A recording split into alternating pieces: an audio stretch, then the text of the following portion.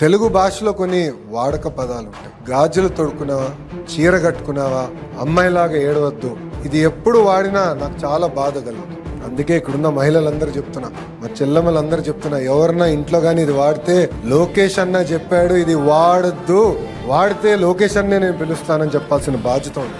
సమాజం ఎప్పుడు బాగుపడుతుందంటే మనం మహిళల్ని గౌరవించినప్పుడే బాగుపడుతుంది.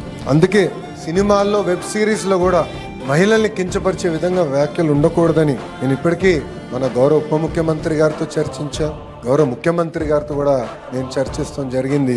దీన్ని మేము ముందరికి తీసుకెళ్తాం. ఇంతేకాదు, నేను మంత్రి అయినప్పుడు ప్రాథమిక పాఠశాలలు ఇస్తున్న పుస్తకాలను నేను చూశాను. దాంట్లో ఇంటి పనులు చేస్తున్న ఫోటోలు చూశాను.